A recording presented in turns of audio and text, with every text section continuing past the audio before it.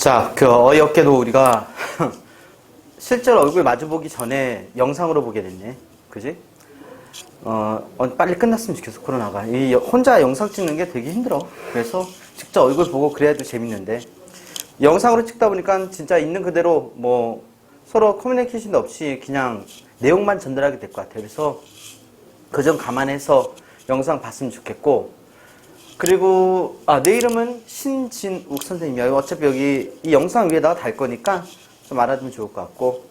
자, 그럼 바로 시작을 할게. 자, 첫 번째 1강이 바로 고대가요인데, 참고로 고대가요는 우리가 내신에서는 거의 만날 확률이 100%라고 보면 돼. 고대가요를 못 만날 일은 없어. 그런데 수능에서는 거의 만날 확률이 제로라고 보면 돼. 그래서 실제로 수능 공부하는 사람들은 고대가요는 아직까지 한 번도 언급된 적도 없고 모의고사도 나온 적 없기 때문에 고대가요는 수능 공부하는 사람들 제끼고 보는 거야.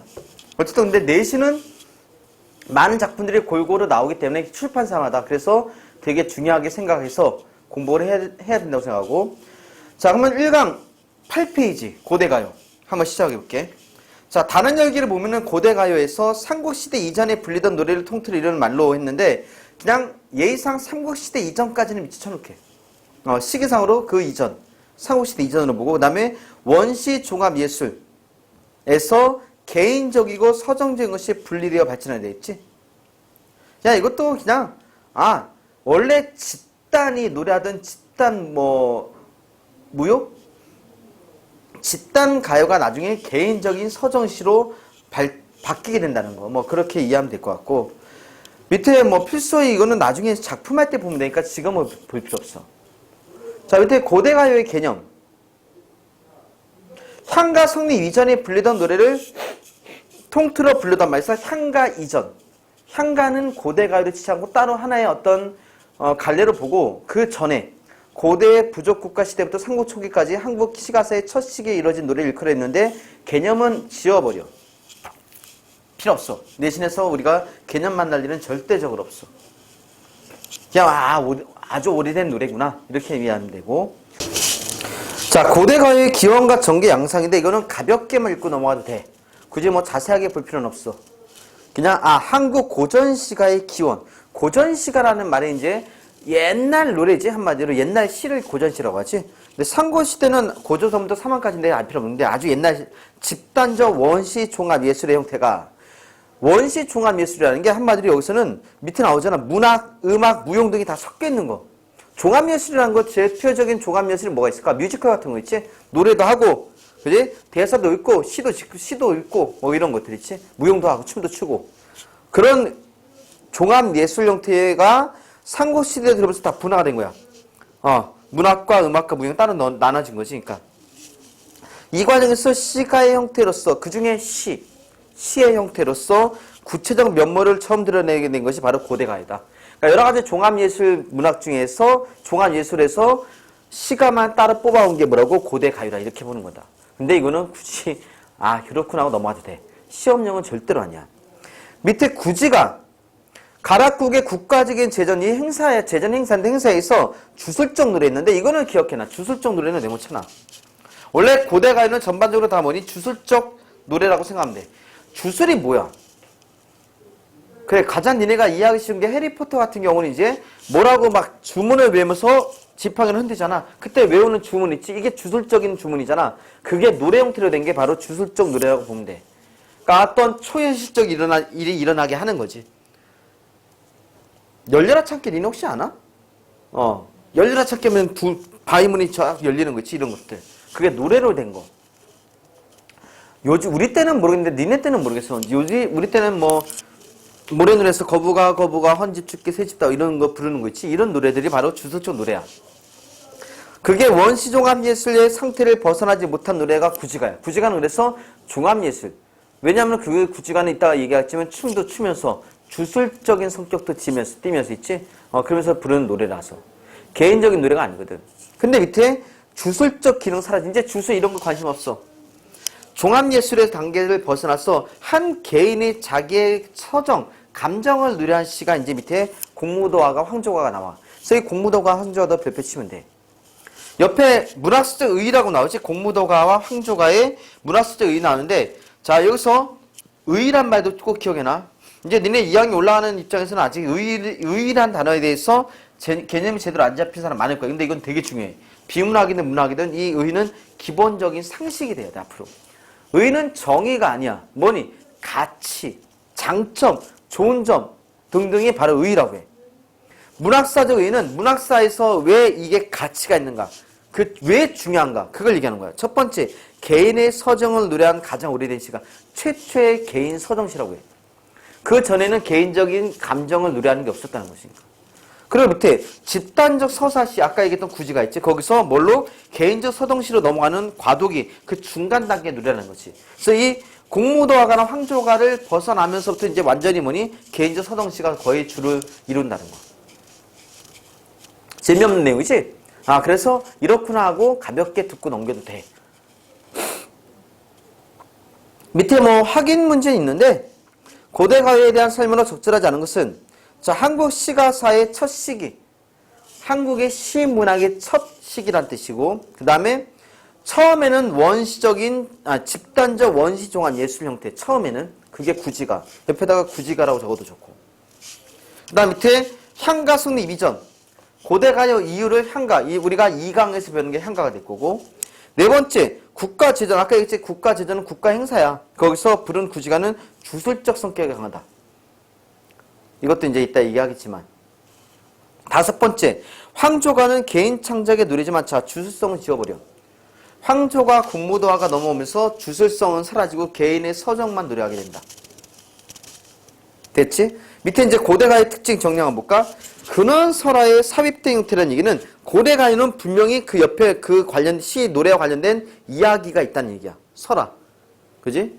민담이라든가 전설이라든가 신화 같은 그 이야기가 있다는 거고. 두 번째, 근원설화는 고대가요의 시가문학과 서사문학이 혼재되어 있다. 그 얘기에 연결이 되는 거야.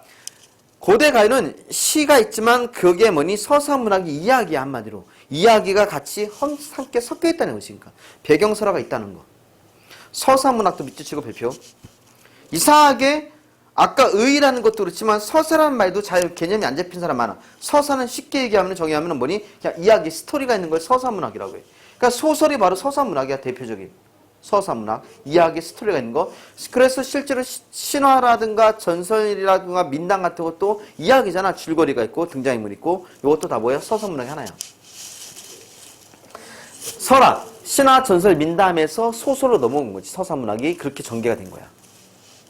그 다음 밑에 대체로 사언사구의 한 시형, 네 줄로 된, 네 글자 네 줄로 된. 이거는 뒤에 페이지 넘기면은 10페이지 봐봐. 가에 한자로 네 글자로 네 줄로 돼 있지? 이걸 얘기하는 거야. 사언사구. 그래서 이 항에 넘긴 김에 10페이지 위에다가 가에 편편황조 이 나오지? 왼쪽에 그 한자 나오지? 그게 사언, 사구, 네 줄, 네 글자 네 줄, 사언사구 적어놓으면 돼. 나중에 내가 필기한 거 다 확인할 거야. 수업 우리가 계약하게 되면은 어떤 식으로 필기했는지 책 검사부터 시작하면서 책 검사부터 하면서 시작할 거야. 그지? 나랑 처음 얼굴 대면했을 때 서로 얼굴 붉힐 일 없었으면 좋겠어. 그 다음 밑에 다시 8페이지 넘어와.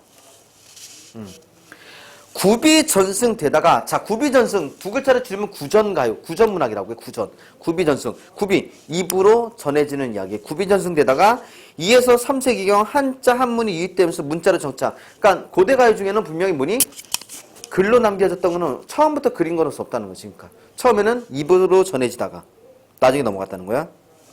그 다음에 집단적 서사시부터 개인적 서정시로 변했다는 거 다시 아까 보면 되고, 그 다음에 짜임은 단순하나 어느 정도 대칭 구조의 기용. 이건 나중에 작품을 볼 때마다 얘기하면 될 것 같아. 알겠지? 자, 이제 9페이지로 넘어가면은 주술이나 제의적 생활사의 반영. 제의적 생활사용이라는 게 이제 제의라는 게 한마디로 제사의식을 생각하면 돼. 기독교에서는 사실 예배가 바로 제사의식이고 천주교에서는 미사. 그지? 그런 것들이 바로 제의거든? 그러니까 옛날에는 뭐 제사 지내는 게 다 제의적 생활이라고 보면 되고, 제천의식, 하늘의 제사를 지내는 거야. 제천의식은 국중대회 형태를 이뤘으며, 뭐, 여기서 행해진 집단 가문은 문학의 모태가 되는 원시종합 예술 형태 그냥 읽고 넘어가도 돼. 필요 없는, 쓸데없는 거. 우리 민족은 제천의식에서의 집단 가무, 집단적으로 춤을 추는 거야. 강강술래라는 거 알지 모르겠지만 서로 손을 잡고 탑을 도는 것이 강강술래에서 함께 춤추는 거 이게 바로 집단 가무라고 하거든. 이때 노래를 부르잖아. 생활 속에서 수시로 가무를 즐겼기 때문에 우리나라 사람들 가무 참 좋아해. 여기서 민요를 비롯한 서정가요가 불렸을 것이 있는데 고대가요의 특징도 깊이 있게 볼 필요는 없어. 내신용은 아니고 우리가 기본적으로 구지가나 이런 고대가를 배우기에 앞서서 배경지식을 만든 것 뿐이야. 밑에 고대가의 특징 한번 볼까? 1번 배경설화 미치치 이건 알아야 돼. 그러니까 항상 모든 고대가요에는 뭐가 이야기가 함께 있다는 거야. 그건 향가도 마찬가지다. 향가도 근원설화 그래서 배경설화가 꼭 있어.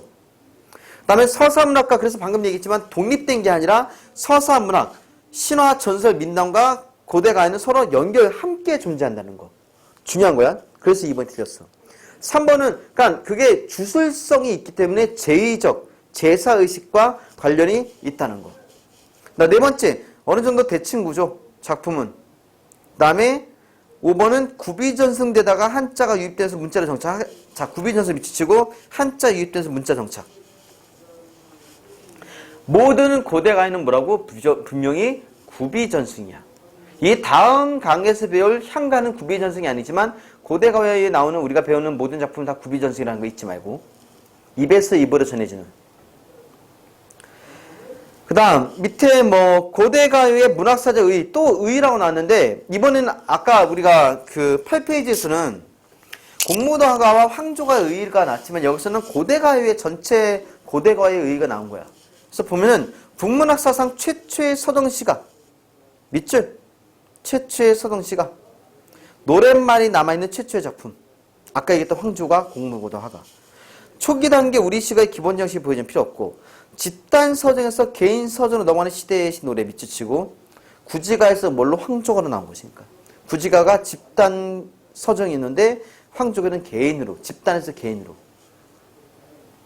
그 다음에 밑에 집단에서 개인으로 넘어간다는 것은 서정관례가 보다 완숙한 단계에 이르렀음을 의미함했는데 됐고 뛰어난 문화작품은 작가 한 개인의 내면적 의식의 발현, 내면적 의식이 나타난다는 건데 그것도 그냥 그렇구나 하고 넘어가도 돼. 이 시대에는 개인의 서정이 압축된 형식으로 실현됐다. 왜 압축된 형식인지 알겠지? 시들이 짧거든 고대가요는. 하고 싶은 얘기를 최대한 줄여서 압축해서 표현했다는 거. 원래 시가 다 그렇지 뭐. 자, 그래서 밑에 고대가요의 대표작품 나왔는데 구지가, 공무도화가, 황조가, 정읍사, 해가 이 5작품 중에서 사실 니네가 5개를 다 만나진 않아. 그 학교 출판사 나중에 문학교과서 받았을 때 출판사를 보면은 이 5개 중에 하나에서 2개 정도까지는 있을 수 있는데 5개가 다 나오진 않을 거야. 하지만 이 중에 반드시 만나는 작품이 있을 거라는 거. 그래서 중요한 작품. 오늘 이번 수업이 되게 중요한 거야. 만날 확률이 높으니까. 자, 밑에 고대가요의 문학사적이 한번 볼까? 사고체, 노동요의 성격이 강하다. 무슨 노동요, 사고체 이런 얘기 안 했어 우리 지금. 그 다음에 불교, 대부분의 불교인이 아니야. 내가 한 것만. 그 다음에 3번째. 자, 최초, 노랫말이 남아있는 최초. 왜냐면 고대가요가 우리 시가문학에서 처음 시작이기 때문에 첫째로 보면 돼. 노랫말이 있으니까 우리가 지금 배우겠지? 노랫말 없으면 우리가 어떻게 배우겠어? 그래서 3번은 당연한 내용이고 4번은 바뀌었지? 개인에서 집단이 아니라 집단에서 뭘로? 서정으로. 신라연의 미의식은 이때가 아니라 나중에 향가할 때 얘기할 거야. 이건 신라 전이라서. 오른쪽에 얘도 이런 얘기 했네. 이것만은 꼭. 고대가요의 작품들은 수능에 출제된 적이 한 번도 없습니다. 그렇지. 근데 내가 무시하라고는 안 했어. 그지? 나오지 않을 거야. 그런데 수능에는. 내신 하면 끝내고 그 다음부터 신경 쓰지 마. 내신이 중요하니까. 자, 10페이지. 그 작품들 중에서 가장 중요한 2작품을 뽑은 것 같기도 해. 근데 황조가는 보통 일반적으로 교과서에 원작품으로 본문으로 실려있지 않고 학습활동이라든가 뒤에 같이 실려있긴 해. 그래서 깊이 있게 볼 필요는 없어. 어차피 깊이 있게 볼 만한 내용도 아니야. 4줄밖에 안 돼. 자, 이것도 분명히 배경설화가 있어. 이야기가. 우리 책에는 그 배경설화가 안 나오나? 안 나오네. 유리왕이라고 작가가 돼 있지? 이 유리왕이라는 작가가 아내가 둘이 있었어. 아내. 근데 그 아내 둘이 다툼이 있어갖고 한 명이 집을 나가버린 거지. 그러니까 자기 친정으로 돌아가 버린 거야. 그 집으로 돌아간 아내를 데리러 갔다가 결국 데려오지 못하고 혼자 돌아오는 길에 부른 노래를 부르면 돼. 그러니까 아내를 데리고 와야 되는데 혼자 돌아오니까 쓸쓸하고 외롭겠지. 그래서 거기 이런 얘기 나와. 헐헐 나는 꾀꼬리는, 자, 이 꾀꼬리는 별표 치고, 자, 오늘 여기서 되게 중요한 걸 하나 할 거야. 이 작품에 대한 이 작품이 중요하다는 게 아니라 이제 지금 얘기하는 거. 바로 뭐니? 이 단어. 객관적 상관문이라는 걸 얘기할 거야. 객관적 상관문. 자, 여기서 객관적이라는 말이 쓰인 이유는 일단 객관적인 대상이 있어. 객관적인 대상은 우리가 눈으로 보거나 손으로 잡거나 할 수 있는 그런 존재들 있지. 구체적인 대상들을 객관적인 대상이라고 해. 여기 나오는 누구? 바로 꾀꼬리라든가 예를 들어서 그럼 객관적이지 않은 대상은 뭐냐면은 우정? 사랑? 그런 걸 뭐라고 하냐면은 관념적이라고 해. 객관적의 반대말로 얘기할 수도 있어. 뭐라고? 관념적, 추상적이란 말을 써. 알겠니? 그래서 추상적인 관념적에는 우리가 눈으로 보거나 만질 수 없는, 오감으로 느낄 수 없는 것들이 반응, 오감으로는 느낄 수 없는 것들이 관념적인 거야. 추상적인 거고. 되게 중요한 거다. 2년 동안, 네가 앞으로 2년 동안에 반드시 만날 거고, 자주 만날 거고, 꼭 알아야 되는 상식이 돼. 자, 그래서 객관적 대상 중에서 뭐 꾀꼬리도 있고, 그냥 뭐 할까? 니네가 지금 눈앞에 있는 뭐야? 요거, 안경. 이것도 객관적 대상이고, 그지? 또는, 이불. 그러니까 어떤 사물이라든가 이런 것들은 객관적 대상이에요. 근데 그 객관적인 대상이 화자와 상관이 있다, 관련이 있다는 것이니까. 무슨 얘기냐면은, 자, 내가 있어. 여기 유리왕이라는 화자가 있어. 그런데 저 꾀꼬리가 봐. 헐헐 나는 꾀꼬리가 암수 다정히 놀지. 저 꾀꼬리가 암수 다정히 놀기 때문에 얘 때문에 내가 더 슬퍼지는 거야. 그럼 내 슬픔이 더 강조되는 게 누구 때문이야? 이 꾀꼬리 때문이지. 그럼 내 슬픔과 이 꾀꼬리가 어때? 상관이 있지. 그래서 뭐라고? 객관적 상관문이라고 해. 예를 들어서 만약에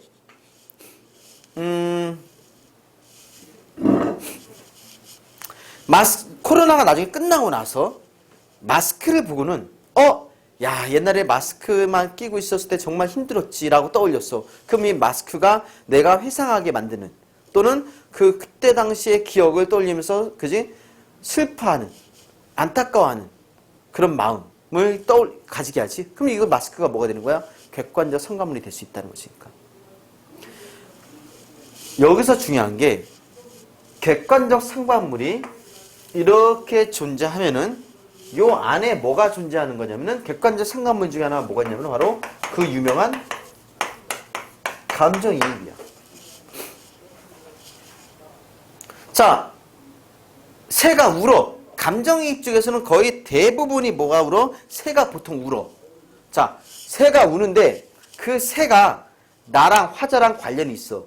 내가 슬프기 때문에 새를 운다고 표현한 거야. 내 슬픔을 집어넣은 대상이 뭐니? 새가 되는 거야. 그래서 내 슬픔과 관련이 있는 새잖아. 그래서 그 감정이입의 대상도 뭐라고 해? 객관적 상관문이라고 해. 근데 조심해야 돼. 같다는 게 아니라 객관적 상관문 중에 감정이입도 있는 거야. 왜냐하면 이거는 감정이입은 아니잖아. 내 감정을 집어넣는 게 아니라 내 마음, 내 쓸쓸함과 외로움을 더 뭐니? 부각시키는 존재잖아. 그래서 꾀꼬리는 객관적 상관문으로 중요해. 알겠어? 얘가 암수 다정히 노니까 외로울사 이 내 몸은 혼자 돌아가니까 누구와 함께 돌아가겠는가? 라고 해서 본인의 외로움과 쓸쓸함에 대해서 노래한 시. 그래서 개인적 서정시. 유리왕이라는 그 개인이 느끼는 외로움과 쓸쓸함을 노래했다. 그런 것이니까. 그리고 여기서 하나 또 알려줄 게 뭐냐면은 조금 약한긴 한데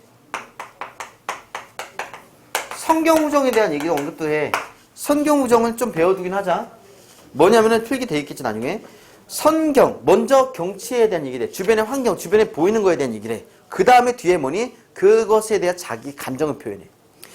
헐헐 나는 꾀꼬리가 암수 다정히 노는 거는 내가 보고 있는 뭐니? 하나의 경치고 환경이지. 그래서 선경이야. 그 다음에 그걸 보고 내가 외롭다 표현했잖아. 그 다음에 자기 감정을 표현했잖아. 그래서 뭐라고 해? 선경후정이란 말도 쓰는 거야. 알겠어? 자, 여기서 황조에서 제일 중요한 건 뭐? 객관적 상관물인 꾀꼬리. 저 객관적인 대상인 꾀꼬리가 내 마음을 더 슬프게 하니까. 나랑 관련이 있기 때문에. 내 슬픔과 관련이 있기 때문에. 꾀꼬리가 내 슬픔과 관련이 있기 때문에 뭐라고? 객관적 상관물. 내가 꾀꼬리에게 영향을 받지 않으면 그건 객관적 상관물이 아니야. 나랑 상관이 없기 때문에. 알겠어? 그리고 객관적 상관물 중에는 뭐도 포함될 수 있다? 감정이입도 포함될 수 있다는 거. 감정이입은 우는 거 생각하면 돼. 사람이 아닌데 울면 그게 감정이입이야. 거의 95%는 뭐니? 새가 울어 보통. 중요한 거야. 그리고 선경후정에 대한 얘기도 앞으로 현대시에서도 볼 수 있고 관동배국을 시험 봤던 사람은 알 거야 아마 선경후정은. 알겠지? 자, 그 다음에 정읍사.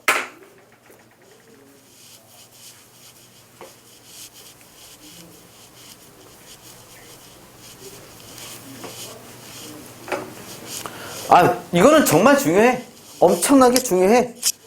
외부 지문으로도 쓸 수 있고 다른 작품을 할 때 이 작품을 얘를 보기를 사용해서 같이 언급할 수도 있고 상당히 중요한 작품이야. 자, 근데 시작하기 앞서서 내가 시킨 대로 해. 첫 번째 줄에 달아 높이곰 도드샤 밑줄치고 달아 높이곰 도드샤 밑줄치고 그 다음 밑에 머리곰 비치옷이랑 밑줄쳐. 어기 안에 밑줄치면 안 돼. 어기 어강들이 단어 이 뜻한 건 다 밑줄치면 안 돼. 딱 정확하게 내가 읽는 것만. 달아 높이곰 도드샤랑 머리곰 비치옷이랑 이것만 밑줄쳐. 그 다음 밑에 이연에 보면은 저제 여려 신고 요 밑줄치고 옆 밑에 줄에 증대를 디디어 왜 시라만 밑줄쳐. 어기야 어강들이 밑줄치면 안 돼. 그 다음 밑에 어느이다 놓고 시라 밑줄치고 내 가는데 점그를 시라 밑줄치고 어기 어강도 이딴 건 치면 안 돼. 됐어? 자, 그래서 제목이 정읍사잖아. 정읍이 지금 어디 있는지 아는 사람? 정읍이 지금 전라도 쪽에 있지? 전라북도 쪽에 있지? 그지? 자, 전라도 쪽이면은 백제신라 고구려 중에 어디야? 백제겠지? 과거에. 그래서 이게 뭐니? 백제가요야. 너희가 학교 교육과정에서 만날 수 있는 유일한 백제가요가 바로 뭐니? 정읍사야. 그래서 문학사적 가치가 있어. 이거 말고는 백제가요가 거의 언급되지 못하기 때문에 되게 희소성 있는, 그지? 그런 작품이 정읍사야. 교과서에 되게 많이 실려. 자, 정읍사인데, 내가 지금 왜 어기야 어강들이 빼고 밑줄을 치겠냐면은, 보면은, 적어볼까, 이거를?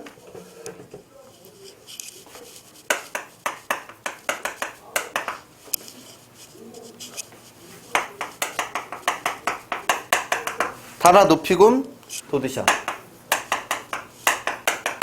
이렇게 했잖아. 그 다음에 머리곰 비추시라.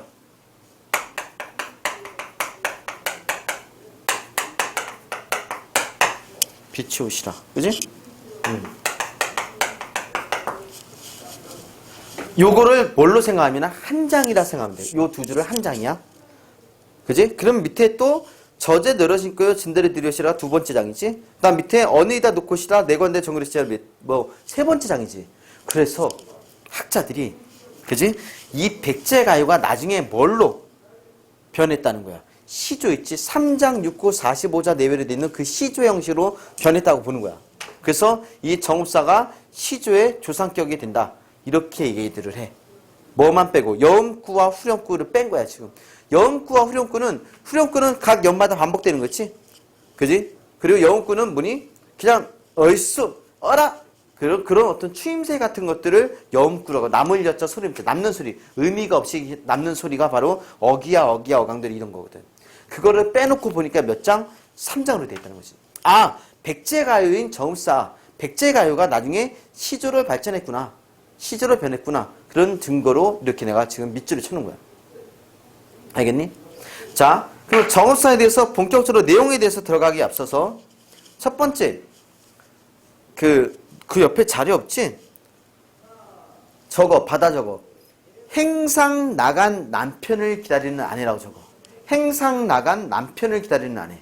저건 행상 나간 남편을 기다리는 아내. 아이고. 자, 행상이 뭐냐면은 한마디로 너네 혹시 그거 본 적 있나? 들어본 적 있나? 장돌뱅이란 말 들어봤어? 장돌뱅이? 매미꽃 필무렵을 배운 사람들 알 거야. 자, 5일장이 있어. 이 지역에서는 난 용인 살거든? 내가 집이 용인이야. 에버랜드에서 가까워. 5일장이 들어서는데 용인시장에는 5일날 장이 들어서고 10일날 들어서고 15일날 들어서 5일마다 장이 들어서. 그지? 그러면 그때 장이 들었을 때 장사하러 사람들이 모여. 그러면 그 5일이 끝나면은 이제 이 사람들이 어디로 갔냐? 저기 다른 데 뭐 6일장이나 7일장 하는 데로 가는 거야. 그러면은 얘는 떠돌면서 또 이제 9일장 하는 데 갈 거고, 그지? 뭐 4일장 하는 데 갈 거고, 이런 식으로 돌아다니는 거야, 장마다. 그러면은 30일 동안 어쨌든 거의 쉬지 않고 매일 장사를 할 수 있겠지. 그지? 그렇게 떠돌아다니면서 장사하는 사람들을 장돌뱅이라고 해. 또는 여기서 말하는 행상이라고 해. 행상. 다른 말로 또 보부상이라고. 보부짐. 이 짐을 지고 다니면서 장사하는 보부상이라고 하지. 그러면 이 사람들은 집을 한번 나가서 장사를 다니면은 그래도 한 달은 장사를 할 거 아니야. 그래서 한 달 동안 돌아다니는 거야. 지역마다. 여기, 저기 다니는 거지. 그러니까 제천, 용인 이런 식으로 돌아다니는 거야. 그러다 보니까 집을 오랫동안 비어 있어. 그럼 이 사람이 결혼한 남자야. 그러면은 집에서 누가 기다리고 있어? 아내가. 자, 아내가 행상 나간 남편이 오랫동안 집을 떠나 있잖아. 그러면은 무사히, 그지? 안전하게 한눈 팔지 않고 집으로 돌아오기를 바라는 마음에 부르는 노래라고 생각하면 돼. 그래서 그냥 부르는 것도 아니야. 왜? 정성을 다해야 돼. 그런 장면을 요즘 사극 같은 데서는 볼 수 있을지 모르겠지만 장독대 있지? 옛날에 장독대 있어. 마당에. 옛날 시골 마을에 보면 집에 보면 장독대 있는데 장독대에 흰 사발, 흰 대접 거기다가 물을 담아. 그래서 딱 올려놔. 그런 달을 보면서 보니 이렇게 하는 비는 거지. 비나이다, 비나이다, 천지신명께 비나이다 해서 그 소원이 비는 거야, 한마디로. 기도 같은 거지, 기도하는 거. 지금 이 내용이 그런 장면에 대한 얘기야. 아내가 비나이다, 비나이다 하면서 누구한테 비냐면은 여기 나오는 달에게 비는 거야. 달님이겠지, 여기서는. 그래서 달이 바로 어떤 존재로? 여기서는 신성한 존재. 뭘? 소원을 들어줄 존재인 거지, 그러니까. 그래서 그런 달님한테 비는 거야. 나중에 구지가 같은 경우는 거북이라는 존재였는데 그 거북이도 분명히 소원을 들어주는 존재거든. 그래서 구지가의 거북이랑 정업사의 달과 같은 의미로 쓰이는 식으로 이제 시험 문제 내기도 해. 그래서 이게 달이 신성한 존재라는 증거가 뭐냐면 이 하야. 임금하, 달하에서 이 하는 이씨 누구요? 철수야. 이거는 반말이지만 달하면은 달님이시오. 임금하면 임금님이시오 해서 이제 높은 대상을 부를 때 쓰는 혹격조사라 보면 돼. 부를 호자, 부르는 조사. 달 뒤에 붙은 하는. 그죠? 그래서 달하면은 달님이시오. 신성한 존재니까 하가 붙은 거라고. 소원을 빌 거야, 이 여자는. 어떤 소원이겠어? 당연히 남편이 무사히 돌아오기를 바라는 소원이겠지. 자, 여기서 높이의 거는 니네 세종원 정비정 다하면서 뭐 배웠어? 이어듣기 배웠지? 중세국어는 옛날 글은 이어듣기가 많지, 소리들을 적은 거. 그래서 이 높이라는 걸 생각해보면 알겠지만 글자 신경 쓰지 마. 소리야, 높이야. 한마디로 하이. 그지? 높이. 이 곰은 강세 전미사라고 해갖고 강조하는 거야. 그러면은 높이 달리시오. 아주 높이. 또는 높이 도드샤. 보통 이거 아래아로 읽거든. 아래아는 의로 읽거든. 뒤에 거는. 그래서 달림이시여 높이 도드사. 뭐니? 머리가 조심해. 헤드가 아니야. 뭐니? 이거는 멀리 강세가 또 붙었으니까 그 밑에 멀리 아주 멀리까지 뭐 해달라는 거? 비춰달라는 거지. 왜 거기 멀리 비춰야 돼? 누구를 비춰달라는 거야? 남편을. 남편이 장사가 끝나고 어두워져. 그러면은 거기서 머무를 수는 없잖아. 다른 곳을 이동을 해야지 다음날 거기서 장사할 거 아니야. 그래서 밤에 이동을 해. 그럼 밤에 이동하면 위험한 것도 많겠지. 옛날에 호랑이도 있었을 거 아니야. 그지? 그거는 남편이 이동하는 지금 시간이야. 왜? 시간적 배경이 달한테 비니까 밤일 거 아니야. 그래서 우리 남편 가는 길을 뭐 해달라? 비춰달라고 지금 소원을 비는 거니까. 알겠니? 그리고는 밑에 저제 너를 신고 있는데, 자, 이것도 볼게. 적으면서 해줄까? 저제 여러 신고 있는데 이 저제가 저작거리란 말을 어디서 막 사극 같은 데 들을 거야. 저작거리는 한마디로 뭐니? 시장이야, 시장. 상가지, 상가. 상가가 뭐예요? 상가라고 하면 되지. 그럼 이 저제를 통해서 뭘 할 수 있다? 아, 남편이 시장에 있는 남편이야? 그러면 행상이구나. 보보상이구나. 장돌뱅이구나. 그래서 남편의 직업을 하시는 걸로 물어봐. 저제. 여러신거에는 해석이 뭐니? 계신가요? 원래 여다라는 기본형이 가다, 살다, 지내다는 의미로 쓰이거든. 그래서 여기서 가 계신가요? 라고 하는 거지. 거기 남편님 지금 시장에 있나요? 라고 하는 거야. 저제 여러신거요. 증대를 뒤도시라. 자, 증대가 나왔지? 증대. 나머지는 안 적을게. 아니, 들어볼까? 증대를 여기까지 나오나? 그대 올 시라. 여기까지 보이지? 자, 잘 봐. 이 증대 있지? 이거는 별표 10개야. 증대. 별표 10개. 알겠어? 직역을 하면은 있는 그대로는 진대는 마르지 않은 땅, 진흙 있지? 그런 진흙 땅을 얘기해. 그런 진대를 디딜까봐. 오케이? 디딜까봐 이 쉐라라는 게 2번 나올 거야 아마. 몇 번 나오지? 2번 나오지? 이 쉐라는 내가 적지 않을게. 뭐뭐 할까 두렵다는 뜻이야. 그러면은 증대를 지른 땅 있지? 진흙 땅을 디딜까봐 걱정됩니다. 야. 근데 굳이 진흙 땅까지 걱정할까? 이 증대는 어떤 의미로 쓰인다고? 그냥 쉽게 직역을 하면은 진흙이지만 의역을 하면 뭐니? 위험한 곳. 그지? 그런 곳을 갈까봐, 위험해질까봐 뭐 한다고? 걱정된다고 생각하면 돼.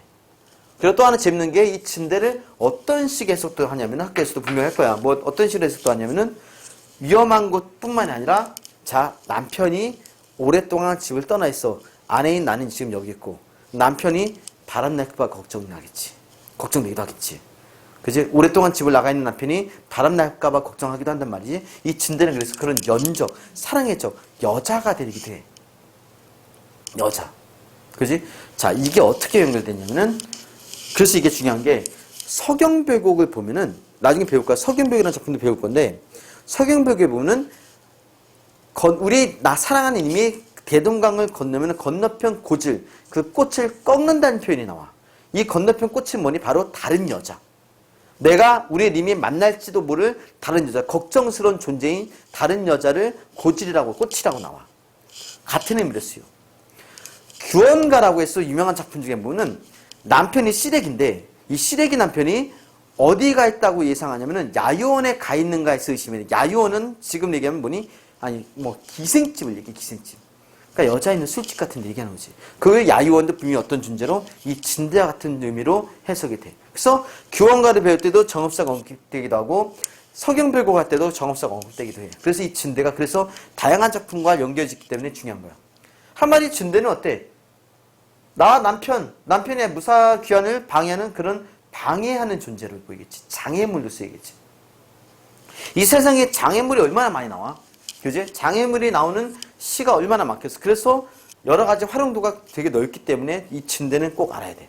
그래서 저자 시장에 지금 가 계신가요? 위험한 곳을 디딜까봐 걱정됩니다는 뜻이야. 알겠어? 그 다음 이제 시가 그래도 길지 않아서 다행이지. 마지막 시조로 치면 이제 3장을 할 차례지. 3장을 보면은 어느이다 놓고 시라야.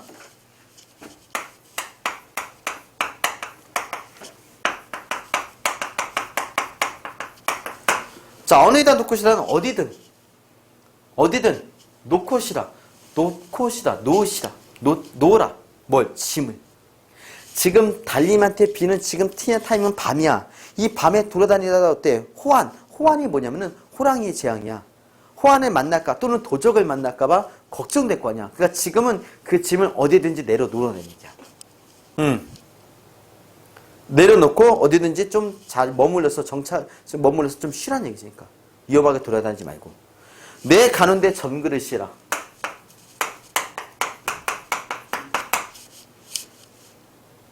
가는데 돼 있네.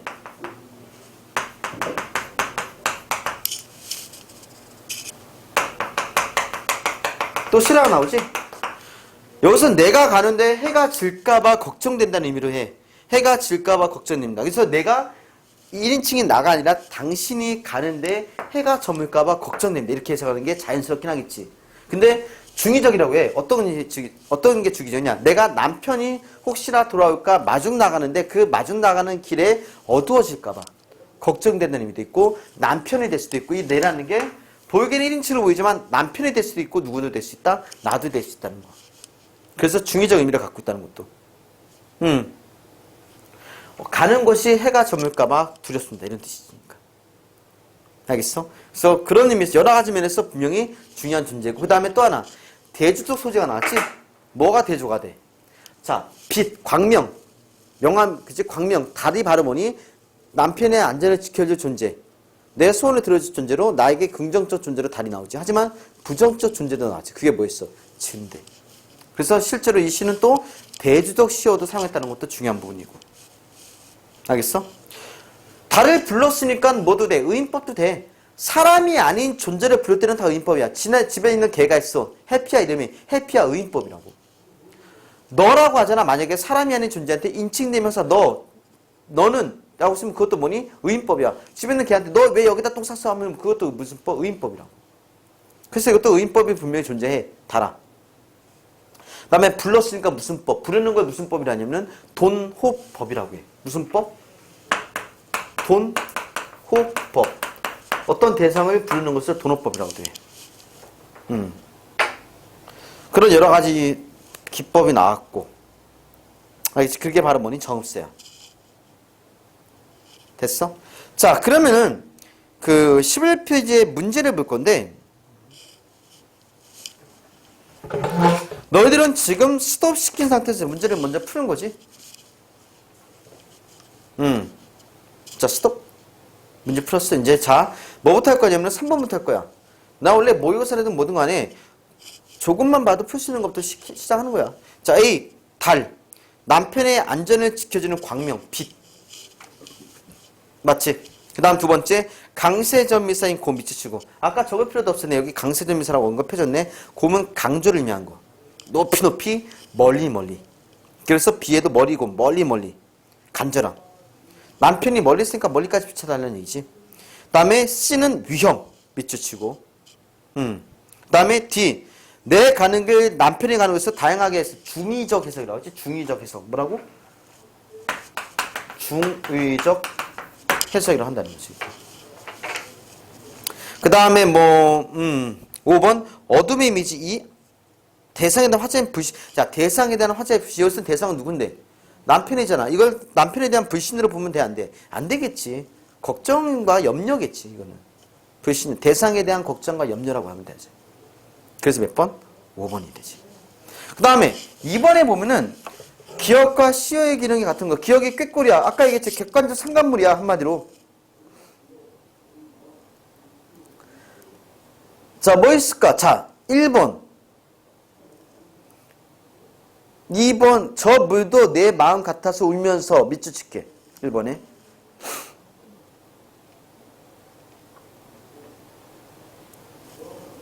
사실 이 문제는 나는 사실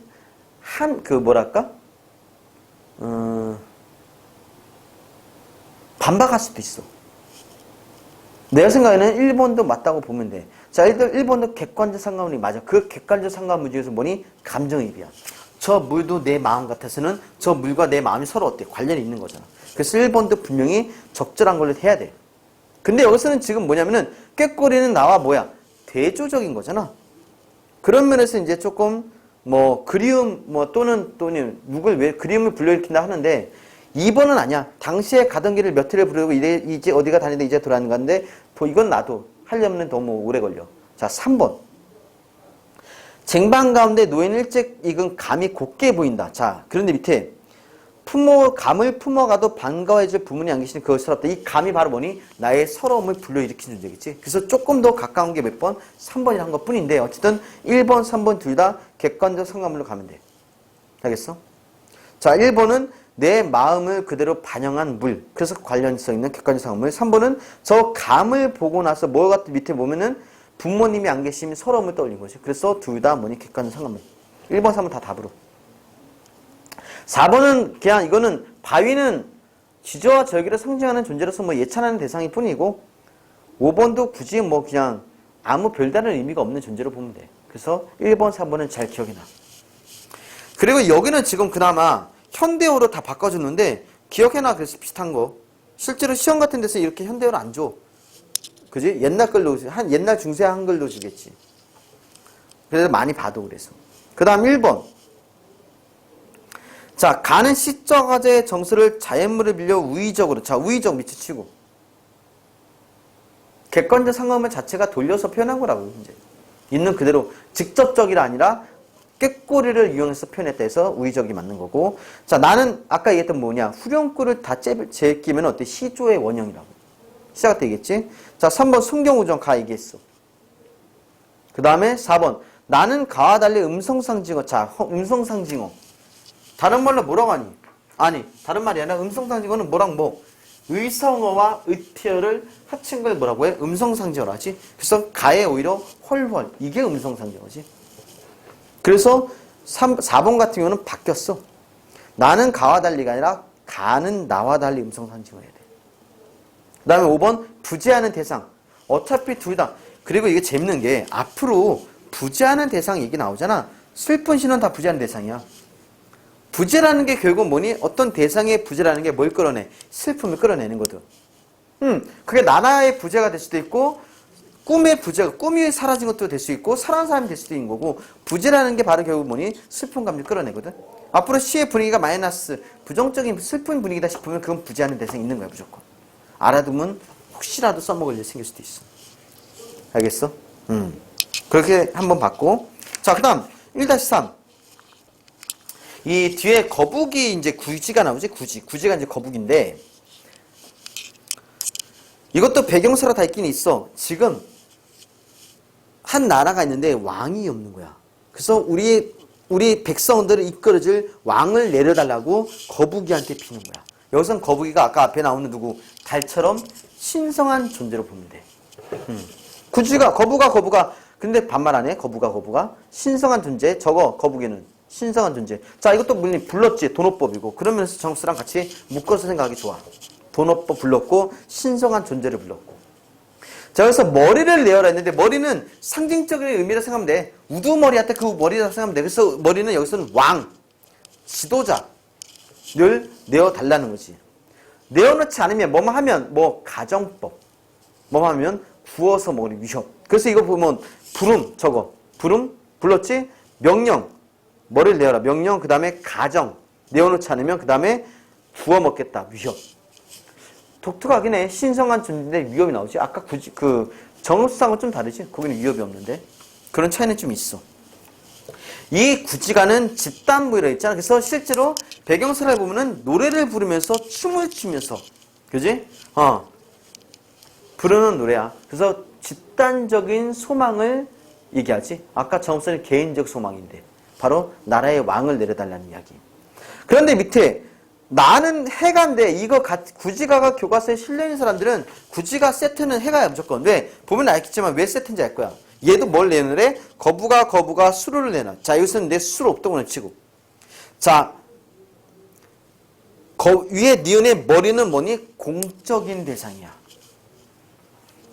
나라의 왕이니까. 근데 수로는 수로부인이라고 해서 여자를, 그지? 수로부인이라는 건 어떤 개인적, 사적 대상이 돼. 그래서 처음에 부름과 명령이 첫 번째 줄에 다 나오지, 이거는. 그 다음에 남의 아내를 빼앗은 죄가 얼마나 큰가. 내가 만약 어기어 바치지 않으면 또 가정이지. 밑에 그물로 잡아서 좀 더 디테일한 위협이 나오는 거지. 그물로 잡아서 구워 먹으리. 그래서 이거는 그냥 둘 다 주술료야. 이걸 통해서 이제 어떤 소원 성취를 하고자 하는 건데, 가는 개인적이 아니라 집단적인 어떤 소원 성취고, 나 같은 경우는 개인적인 소원 성취 대상이라는 거. 그렇게 보면 돼. 그래서 실제로 이거는 그렇게까지 깊이 있게 할 필요가 있을까 하는 생각도 들어. 많이 중요하진 않고. 나중에 시험 볼 때는 간단하게 이거 있었지 이런 거 하면 되고. 여기 지금 사실은 책에 개경사라 좀 실려있으면 좋은데 뭐 그 정도 없으니까. 자, 그러면 3번을 먼저 볼게. 기억에서 이응에 대한 설명으로 적절하지 않은 것은. 자, 기억은 거북이야. 소원을 들어줄 대상 밑에 치고. 근데 밑에 있는 디귿은 죄를 저지른 존재. 왜냐면 이게 수로부인, 이게 설화인데 수로부인은 바다에서 뭐니? 바다에 이제 거북이가 그 신성한 존재가 수로부인은 납치해서 데려갔다는 거야. 용인지 뭔지가. 납치해 데려간 거거든. 그래서 이제 그런 차이.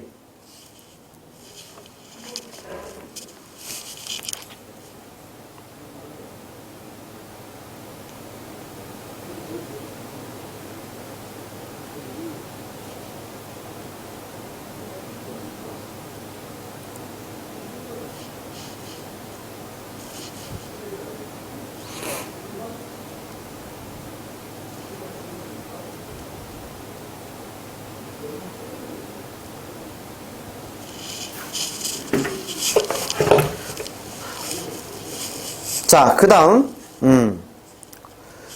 2번 니은과 니을은 모두 화자가 소망하는 대상.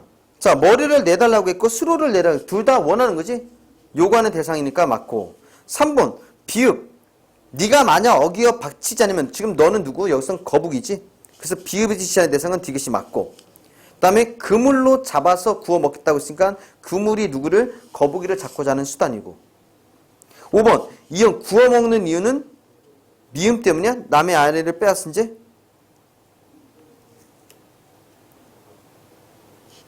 이응의 직접적 이유, 구워 먹으리. 이걸 얘기하는 거야? 빼앗은 게 문제가 아니라, 잘 봐. 빼앗은 게 문제가 아니라 지금 내놓으랬잖아. 안 내놓으면은 지금 구워 먹는 거지. 그래서 치사하지만 그래서 5번이 틀린 거야. 조금 유치한 문제야. 그냥 내용 파악을 위한 문제라고 보고 넘어가도 될 것 같아. 그 다음 2번. 나의 작가가 가를 듣고 난 후 나를 지었다고 했을 때, 좀 더 구체적 밑치고. 아까 얘기했잖아. 좀 더 구물로 잡아서 어떤 식으로 좀 더 그리고 어차피 내용 길어졌지. 두 번째, 협박하는 방법, 위협. 가정을 해서 협박하는 거 맞고. 3번, 사잉. 둘 다 네 줄로 냈지. 단지 4원4구에서 네 글자가 아니라 얘는 6원이지. 7원이지. 7원. 7글자지. 나는. 그 다음에 4번. 가정의 상황을 설정하는 방식 새롭게 추가하는, 가정을 방식을 새롭게 추가하는 게 아니라 가정은 이미 존재하는 거고. 그래서 몇 번? 4번이 틀린 거고. 서류지 표현, 얼마나 큰가. 거기 보면은 나의 부분은 죄가 얼마나 큰가. 서류지 표현은 질문이 아닌 걸 얘기하잖아. 서류지 표현. 야, 좋지 않냐? 이건 좋다는 뜻이잖아. 너 죄가 얼마나 큰가 묻는 거 아니지. 죄가 크다는 얘기지. 그래서 뭐니? 서류지 표현을 드러냈다는 거고. 가해는 오는 방식이지. 그 다음 마지막 1번. 자, 1번에 보면 가와 나는 모두 당면한 문제를, 자, 초자연적인 능력의 호소. 왜? 주술료잖아, 이게 사실. 초자연적인 능력의 호소한다는 게 바로 뭘 얘기하는 거야? 주술료를 얘기하는 거야. 주문이야, 주문. 다음 두 번째, 노래의 형식과 내용은 유사하나. 자, 유사하다고 해서 똑같다는 의미에서 유사하나 동기와 목적은 다르다. 그치? 왕을 원하는 것이나 수로 부인을 원하는 것이 그 차이겠지. 그 다음에 명령어법, 내어라, 내어라. 주소적 표현 맞고. 4번, 빼앗긴 대상을 힘의 논리로 되찾으려 한다. 자, 빼앗긴 대상이 아니지, 가는. 빼앗긴 대상이 아니라 우리가 갖지 못한 존재겠지. 그래서 4번 같은 경우는 가는 지워버려야지. 그 다음 5번, 나는 가가 후대에도 계승되었음을 알려주는, 그렇지. 가에서 아무래도 나로 계승된 것이 아닐까 하는 거지. 좀 더 디테일해지면서. 시기상으로도 그렇고. 그래서 다음 몇 번? 답은 4번이 되는 거야. 됐나? 자, 고대 가에는 사실 내신에서 나올 때 빼고는 중요도 자체는 좀 떨어지기 때문에 여기는 작품 정도는 좀 그래도 그렇지만 아까 얘기했잖아. 중요하긴 해. 내신 때문에. 그래서 꼭 집중해서 봤으면 좋겠어. 그리고 내가 영상 보는 사람 다 얘기하지만 여기는 작품에 대한 문제를 내가 다 우리가 코로나 끝나서 계약하지 못한 이상은 내가 온라인에다가 그 작품 문제 올릴 테니까 아니면 학원에 받으러 오던가 해서 꼭 문제를 풀게 할 거야. 그리고 내가 점수 기록하고 채점은 내가 할 거야. 점수 기록하고 집에다 보고할 거야. 공부했는지 안 했는지 티를 티를 좀 냈으면 좋겠어. 알겠어? 여기까지. 고대 가요 1강이었어. 수고했어.